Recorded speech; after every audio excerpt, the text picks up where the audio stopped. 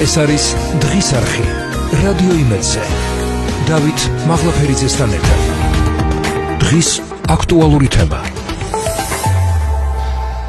დაუბრუნდით პირდაპირ ეთერს, მადლობა ყურადღებისთვის. მიმდინარე მოვლენების შეფასებით ჩვენი სტუმარი გახლავთ პარლამენტის ვიცე-სპიკერი სოზარ სუბარი. მოგესალმებით ბატონო სოზარ, მადლობას გიხდით დათმობილი დროისთვის. მოგესალმებით ბატონ დავით, დიდი მადლობა მოწვევისთვის და მივესალმებით თქვენს მსმენელს. ბატონო სოზარ, ამერიკის შეერთებული შტატების ახალი პრეზიდენტის ინაუგურაცია შედგა, პირველი გადაწყვეტილებებიც ვნახეთ და ახლა ყველას გვაინტერესებს რა ცვლილებებს უნდა ველოდოთ, მათ შორის ჩვენს ქვეყანასთან მიმართებაში, ეგრეთ წოდებული გადატვირთვის პოლიტიკის კუთხით, რა შეიცვლება და როგორ, მით უმეტეს რომ ამერიკის შეერთებული შტატების სახელმწიფო მდივანმა განაცხადა, რომ ახალი ადმინისტრაცია ითანამშრომლებს მათთან, ვინც ეროვნულ ინტერესებს პირველ ადგილზე აყენებს. ტრამპის დღის წესრიგია deep state-ისა და ნეოლიბერალიზმის წინააღმდეგ ბრძოლა. მოლოდინი არსებობს, რომ ამერიკის შეერთებულ შტატებში მოხდება ძირეული ცვლილებები და ეს მსოფლიოზე მოახდენს ძალიან დიდ გავლენას. ჩვენი კონტექსტით დავიწყოთ, ჩვენი ქვეყნით და შემდეგ უკვე ზოგადად მიმოვიხილოთ, რა ცვლის ეს მოცემულობა მსოფლიოსთვის. კიდევ ერთხელ მოგესალმებით.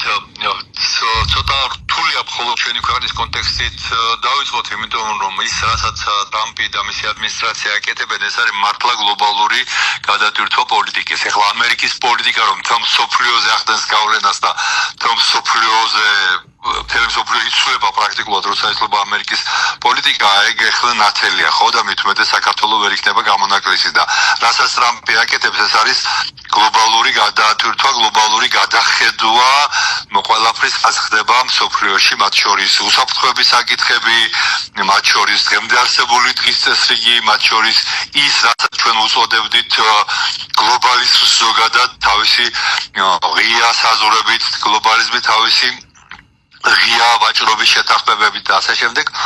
რასაც ტრამპი დღეს ლაპარაკობს და რა არის გაკეთებას უკვე დაიწყო, ეს არის გლობალური გადახედვა და გლობალური გადატვირთვა აი ამ მიმართულებით. ამას ემატება ის რაც თქვენს ახსენეთ უკვე, ეს არის ეროვნული სუვერენიტეტების განმტკიცება, ესეც სხვათა შორის აი ამ გლობალიზმთან დაკავშირებით ძალიან ფერადრაზეს ლაპარაკობდი, რომ ზოგადად გლობალიზმის როგორც პოლიტიკის, სოფლიოს ამყვანი პოლიტიკის გადახედვა ხდება, ამასთანაც პირდაპირ კავშირში არის და ამ ფონზე ბუნებრივია, რომ ჩვენი ეს საცოდავი ქართველი ლიბერალები ძალიან მძიმე დღეში აღმოჩნდნენ, იმიტომ რომ საერთოდ აღარ იციან რა თქვა და რაზე გაამახვილონ ყურადღება იმის მარტივ კითხვაზეც კი უჭირთ პასუხისგაცემა თუ რამდენი სქესი არსებობს და ცდილობენ რაღაც განსხვავება მონახონ გენდერსა და სქესს შორის, თუმცა როდესაც ტრამპი ლაპარაკობს, ის ლაპარაკობს ამ ორ ტერმინზე, როგორც აბსოლუტურად იდენტურზე ერთმანეთის მიმართ და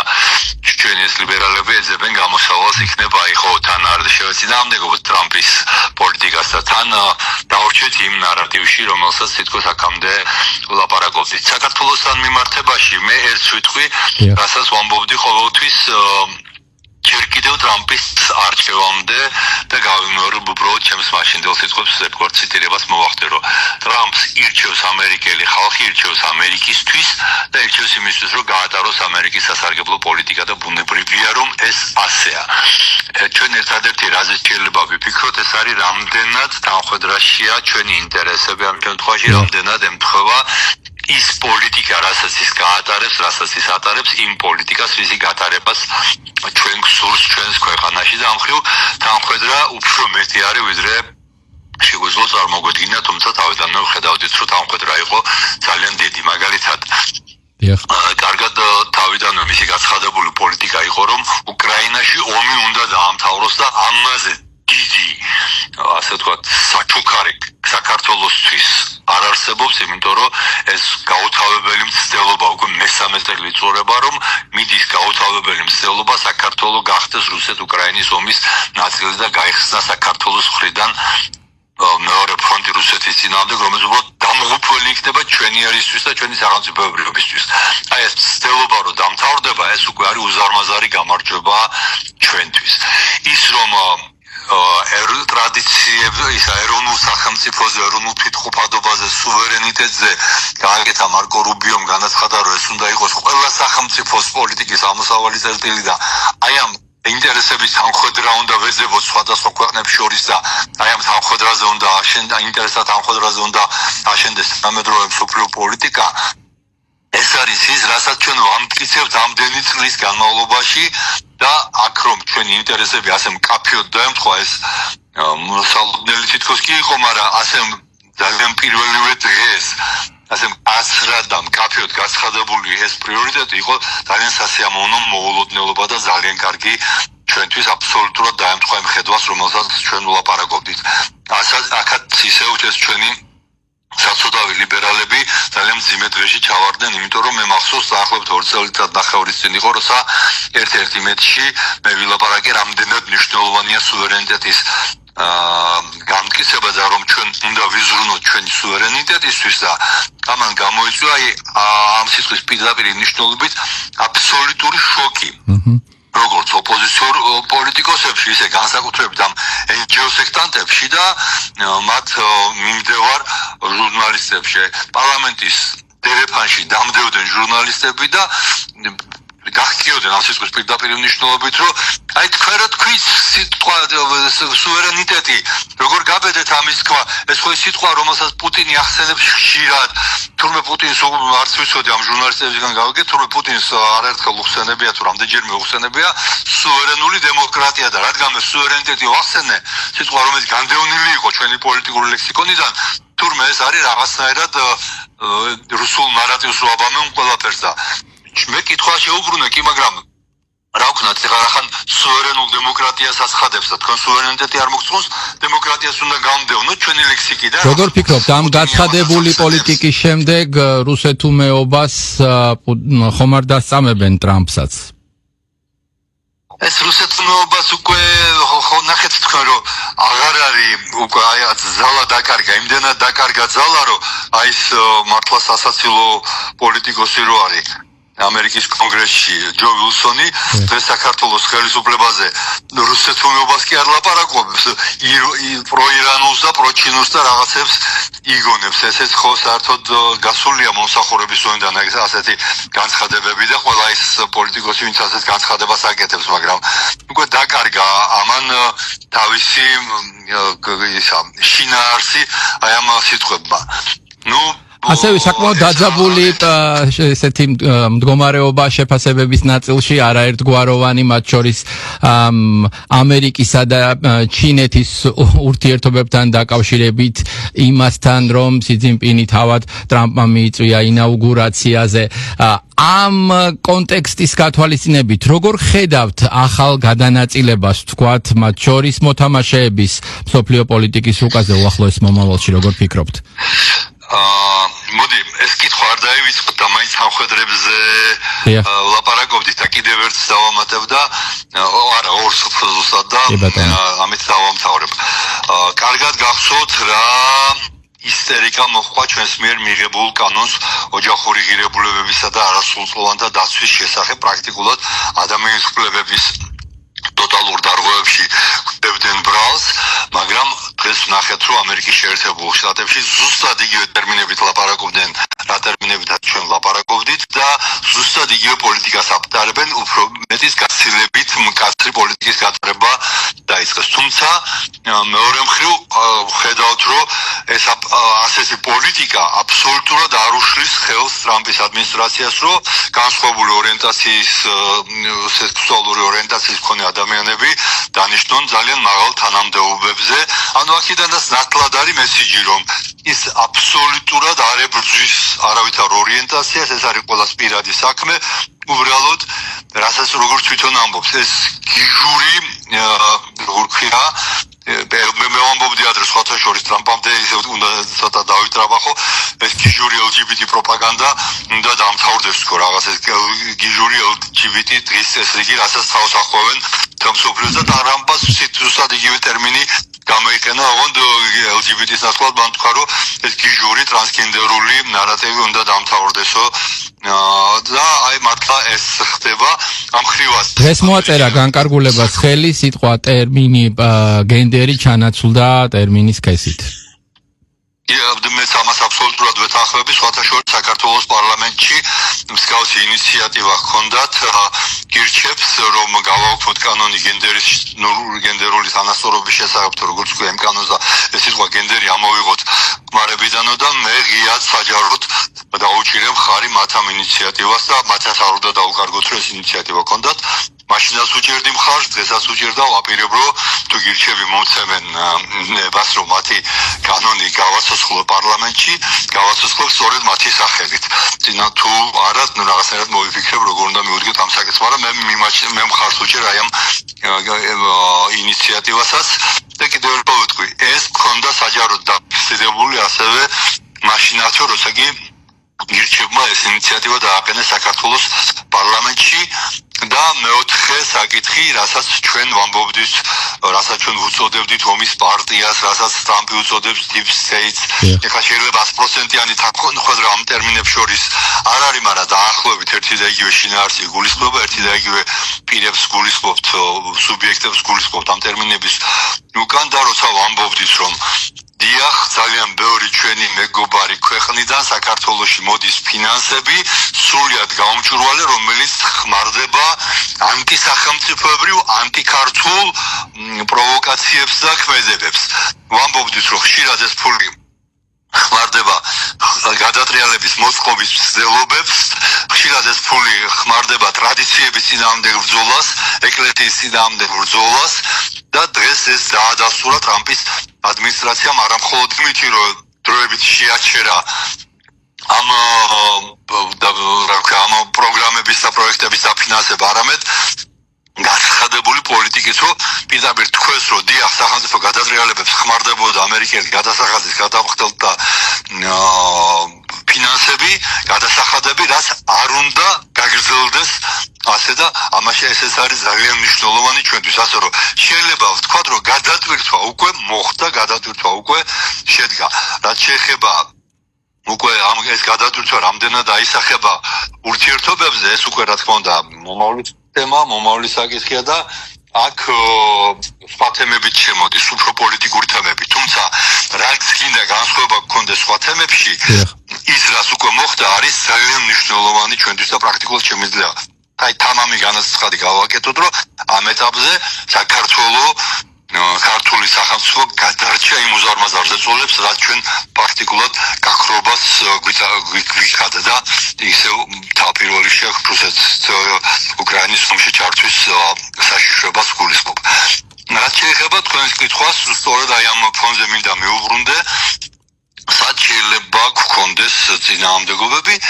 შეიძლება გარკვეულ საგარეო პოლიტიკაში ჩვენი ინტერესი და ამერიკის ინტერესი არ დაემთხეს ერთმანეთს, თუმცა მე ვერ წარმომიდგენია ჩინეთთან ურთიერთობაში რა უნდა იყოს ისეთი, რაც თქვათ პრობლემა შეუქმნის ამერიკას თავისი გლობალური პოლიტიკის განხორციელებაში.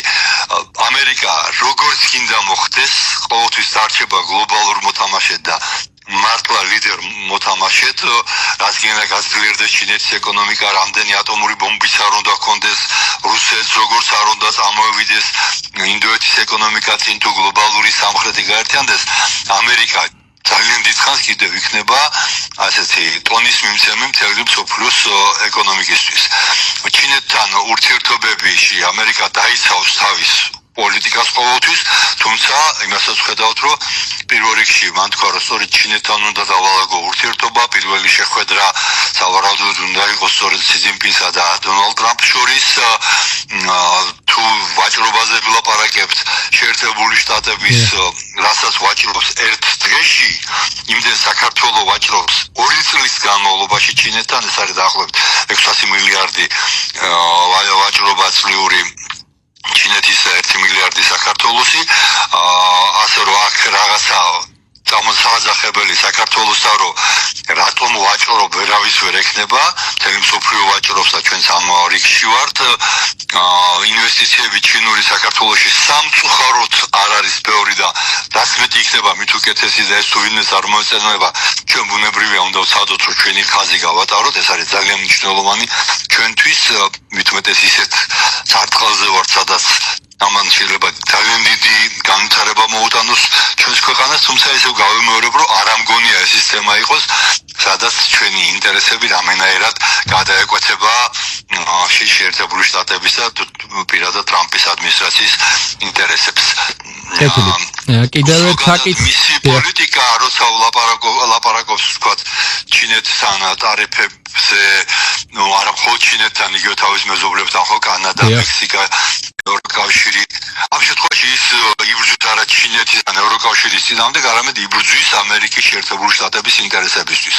ზოგადად ღია საზღვრები, ღია ვაჭრობა, ღია ვაჭრობის პოლიტიკა ძირითადად მოდიოდა თავის დროზე ამერიკის შეერთებული შტატებიდან, მაგრამ დროთა განმავლობაში შეიცვალა მათი დამოკიდებულება, იმიტომ რომ შეიცვალა სავაჭრო ბალანსები. დღეს ჩინეთი გაცილებით მეტ პროდუქციას ხიდის ამერიკაში, ვიდრე ამერიკული პროდუქცია იყიდება ჩინეთში. იგივე უნდა ვთქვათ მექსიკაზე, კანადაზე, ევროკავშირისა და ამერიკის ურთიერთობაზე და ამიტომ ახლა ამერიკას დაუდგა ახალი ამოცანა, რომ დაიცვას თავისი ეკონომიკური სივრცე ამ გარე ექსპანსიისგან, როგორც ამას უყურებს სავარაუდოდ ტრამპი და ამიტომ დაიწყეს ეს სატარიფო პოლიტიკის გადახედვა, შეგიძლიათ დავარქვათ საპატარიფო ომი. ეხლა სანამდე მივა თუ არა იმ ნიშნულებამდე, რაზეც ტრამპი დღესაც ხადებს, თუ სადღაც საერთო ენას მონახავენ, ეგ ხა წინასწარ ამის თქმა ძნელია, თუმცა ფაქტია, რომ როდესაც ტრამპი ასეთ განცხადებას აკეთებს, მთელი მსოფლიო ამას ძალიან ყურადღებით უყურებს და სადღაც გაჩერდებიან, არ ამგონია იმ ტარიფებამდე ავიდნენ, რაზეც არის ლაპარაკი, თუმცა რაღაც დათმობებს გააკეთებინებს სავარაუდოდ იმ თავის უმსხვილეს სავაჭრო პარტნიორებს ისეც, რომლითაც ამერიკის ეკონომიკა მოიგებს და სავაჭრო ბალანსის, დარღვეული ბალანსი ცოტათი მაინც აღდგება ამერიკის სასარგებლოდ. ეს მისი გლობალური პოლიტიკაა, რომელიც ისევ გავიმეორებ, არის არა ვინმეს წინააღმდეგ მიმართული, არამედ ამერიკელი ხალხის, ამერიკის ეკონომიკის და ამერიკის ბაზრის დასაცავად. ბატონო სოზარ, კიდევ ერთ მნიშვნელოვან და დღის აქტუალურ საკითხს უნდა შევეხოთ, როგორც ვხედავთ, შვეიცარიული ბანკი ხელოვნურად აფერხებს ბატონ ივანიშვილის გადარიცხვებს და ფინანსურ ხელმისაწვდომობას, ასევე გავრცელდა ინფორმაცია, რომ უარს ამბობენ გიორგი ბაჩიაშვილის საქმესთან დაკავშირებით ქართულ მხარესთან თანამშრომლობაზე. თავად ბაჩიაშვილი ამბობს, რომ ის აფინანსებს აქციებზე დაზარალებულებს და სამსახურიდან გათავისუფლებულებს. როგორ აფასებთ ამ განცხადებას? ბაჩიაშვილთან დაკავშირებით ერთადერთი რამის თქმა შემიძლია, რომ სამწუხაროდ მოღალატეები საქართველოში ძალიან ბევრი აღმოჩნდნენ. მოღალატეები, რომლებიც ამავდროულად არიან ქურდები და მოღალატე არის იმიტომ, რომ ამ შემთხვევაში მას აქვს მფარველობა ქვეყნის გარედან, იმ აგენტურის ერთ-ერთი წარმომადგენელი გახდა, რომლებიც სამწუხაროდ ასე ბლომად არიან ჩადენილი ჩვენს პოლიტიკურ თუ NGO სივრცეში. ამ შემთხვევაში სწორედ ამიტომაც აქვს მასის მფარველობა, როდესაც მას დანაშაულის გამო არ მოეკითხება პასუხი. ჩვენ შეგვიძლია ასეთი მაგალითები სხვაც გავიხსენოთ, მაგალითად ადამიანი, რომელიც რომელსაც ევროპარლამენტი მედია მენეჯერად აცხადებს, რომელიც თავისუფლად გადაადგილდება ევროპის სივრცეში და არის ჩვეულებრივი კრიმინალი, ეს ადამიანი გახლავთ ბატონი კეზერაშვილი, რომლის ბრალი კონკრეტულ სისხლის სამართლის საქმეში დაადასტურა ადამიანის უფლებათა ევროპულმა სასამართლომ. მიუხედავად ამისა, მას აქვს ევროპული ქვეყნების მფარველობა. რატომ? იმიტომ რომ მას აიძულებენ, რომ მის მიერ მოპარული ფულის ნაწილი მოახმაროს საქართველოში სახელმწიფო გადატრიალების მცდელობებს და იმ პარტიების დაფინანსებებს, იმ აქციების დაფინანსებას მოახმაროს, რომლებიც ხელისუფლებაში დამხობისკენ არის მიმართული, დამხობის მცდელობებისკენ უბრალოდ. იგივე არის ამ შემთხვევაში ბაჩიაშვილის კონკრეტული მაგალითიც, ის რასაც აფინანსებს და რასაც აკეთებს, ამის კაფეო მაგალითი ამგვარი ანტისახელმწიფოებრივი ქმედებების, რაღაც გაგებით ეს კარგიც კი არა, რომ რაღაცა ყველა კრიმინალის სახე გამოაშკარავდა, ყველა დამნაშავის და მოღალატის სახე გამოაშკარავდა და ადვილი იქნება. რაც შეეხება შვეიცარიულ ბანკებს, შვეიცარიულმა ბანკებმა ზოგადად პროისარი რაც ხდება დღეს შვეიცარიაში ეს არის რომ შვეიცარიულმა ბანკებმა ძალიან დაკარგეს ავტონომია ეს ყველაფერს ბუნებრივ ეთერში ვერ ვთქვი, მაგრამ ამის შესახებ ძალიან ბევრი ისეთი კონფიდენციალური ინფორმაციებზე ჰქონდა თავის დროზე ცდომა და მაქვს ეს ინფორმაციები და ზუსტად ამის შედეგია რომ ინგრევა შვეიცარიული საბანკო სისტემა სხვათა შორის დღეს პრემიერმა მოიყვანა ერთი კონკრეტული მაგალითი, როდესაც კრედიტ სვისი აქციების ფასი თითქმის 100%-ი არა 100-ჯერ გაუფასურდა, როდესაც აქცია ღირდა 80 ფრანკზე მეტი, ერთი აქციის ფასი ჩამოვიდა 80 ცენტზე დაბლა. აი ეს არის რაც დამართეს ერთ დროს ამუდრიულეს და ყველაზე სანდო ბანკს და ყველაზე სახალხო ბანკს შვეიცარიაში, რომელიც ისევ შვეიცარიის სახელმწიფოს ფულით მოახდინეს მისი გადარჩენა და იყიდა მეორე შვეიცარიულმა ბანკმა, რომლის მფლობელები არიან უმსხვილესი საერთაშორისო კორპორაციები, დაახლოებით ის ძალები შეიძლება იყოს, რომლებსაც ჩვენ გლობალურ ომის პარტიას უწოდებთ ამ მფლობელებს შორის. პრემიერმა დღეს შეაფასა მფლობელებს შორის სწორედ. როგორი შანტაჟიც არ უნდა განხორციელდეს, რიზინა ივანიშვილი არც ერთ შემთხვევაში არ დათმობს ამ ქვეყნის სასიცოცხლო ინტერესებს. როგორ ფიქრობთ, ეს პროცესი გაგრძელდება და ვთქვათ, სადამდე შეიძლება მივიდეს? თუ ვინმე გონია და ვინმე ფიქრობს, რომ რიზინა ივანიშვილმა არ იცოდა, რომ მას სანქციებს დაუწესებდნენ, მის ქონებას ან მის ოჯახის წევრებს სანქციებს დაუწესებდნენ და იმიტომ ახორციელებდა იმ პოლიტიკას, რასაც ახორციელებდა, ძალიან გულუბრყვილოა, ბუნებრივია და რა თქმა უნდა ეს ასე არ იყო, მან ძალიან კარგად იცოდა და საით მიდიოდა ეს ყველაფერი და არა მხოლოდ იცოდა თავის ანალიზის უნარით, არამედ იცოდა, იმიტომ რომ ამაზე მას შემოთვლებიც არაერთი ჰქონდა და ინფორმაციაც ჰქონდა, რომ მისი ქონება არათუ დაიბლოკებოდა, არამედ გაორმაგდებოდა და გასამაგდებოდა თუ დაემორჩილებოდა იმ თამაშის წესებს, რასაც თავაზობდნენ. უბრალოდ ამ შემთხვევაში ამ თამაშის წესების დამორჩილების შედეგი იქნებოდა, რომ დღეს ჩვენ აქ არ ვილაპარაკებდით, იმიტომ რომ ქართული სახელმწიფო არ იარსებებდა, ჩვენ არ ვიარსებებდით. თბილისი იქნებოდა მსგავსი იმისა, რასაც ჩვენ ვუყურებდით ბუჩასა და მარიუპოლში. ეს ერთგვარი ნარატივის კი არა, რაღაცა გარედან თავს მოხმული წესრიგის ნაწილია, როდესაც ვამბობთ ბუჩას და მარიუპოლს და არ ვამბობთ მაგალითად ღაზას ან დასავლეთ სანაპიროს. სადაც არანაკლები გრევა ხორციელდება, მაგრამ ეს იქნებოდა და ამას ააცილდა თავიდან რიზინა ივანიშვილმა ქვეყანას და ამას ის გააგრძელებს ყოველთვის, რაც არ უნდა ზეწოლას კონდეს ადგილი, ამაზე შეუძლიათ არ ინერვიულოს არც ერთმა ჩვენი ქვეყნის უპირატად რიზინა ივანიშვილის არაკეთილ მოსორნემ. ბატონ სოზარ, მადლობა გიხდით დათმობილი დროისთვის, საინტერესო ანალიზისთვის. ჩვენს მსმენელს და მაყურებელს შევახსენებ, რომ პირდაპირ ეთერში გვესაუბრებოდა პარლამენტის ვიცე-სპიკერი სოზარ სუბარი.